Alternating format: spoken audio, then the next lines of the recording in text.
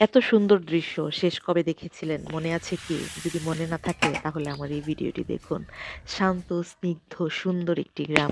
আর সেই গ্রামের শীতের শেষের যে একটি মিষ্টি আমেজ, সেই আমেজটা যেন ছুঁয়ে দিব আপনাদের মাঝে আমি আজকে। এই যে দেখুন সকালবেলা একদম ভোরে উঠে ধান সিদ্ধ দিতে লেগে গিয়েছি আমি এবং আমার আম্মা। তো ধান সিদ্ধ অবশ্য আমি সবসময় করি না বা আমার তেমন একটা অভ্যাস নেই। কিন্তু এবার আমার আম্মা অসুস্থ হওয়ার কারণে আম্মাকে সাহায্য করার জন্য বাড়িতে চলে গিয়েছিলাম। ধানগুলো অবশ্য আমার জন্যই সিদ্ধ করা হয়েছে। এগুলো সিদ্ধ করে শুকিয়ে তারপরে বাসায় চাল নিয়ে আসবো। বর্তমান যুগে যে অবস্থা বিভিন্ন ধরনের কেমিক্যাল যুক্ত খাবার আমরা খেয়ে নিজেদের এত বেশি ক্ষতি করছি যে বলার বাইরে। এত সুন্দর দৃশ্যগুলো যারা নিজের চোখে কখনো দেখেছেন, যারা কখনো এই কাজগুলো করেছেন, তারা জানেন এই সকল কষ্টের কাজগুলোর ভিতরেও লুকিয়ে থাকে অনেক বেশি আনন্দ। যার জন্যই আমাদের দেশের কৃষকগণ এত কম মূল্যেও জিনিস বিক্রি করে তার ফসল বিক্রি করেও তাদের মুখে এত সুন্দর হাসি লেগে থাকে। সিদ্ধ চাল বা সিদ্ধ ধান আমাদের বাংলাদেশের অনেকগুলো জেলাতে অনেকেই খান না। অনেকে আবার সরাসরি যে আতপ চাল যেটা ধা ক্ষেত থেকে ধানটা তুলে এনে শুকিয়ে যে চালটা বানানো হয়, ওই চালটা খান। আমরা সাধারণত এই চাল দিয়ে পিঠা খাই।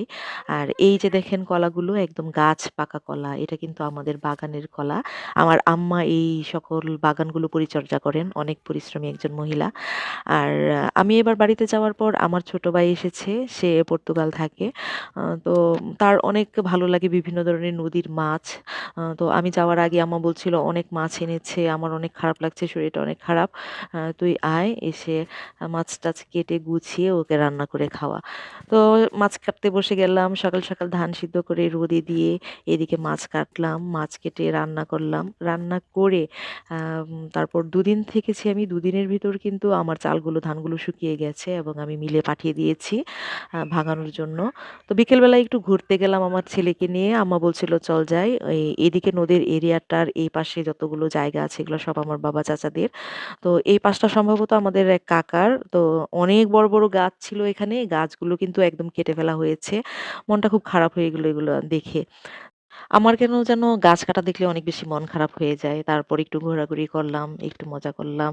আমার সময় ফুরিয়ে এসেছে, চলে যেতে হবে। আপনাদের কাছ থেকেও বিদায় নিতে হবে।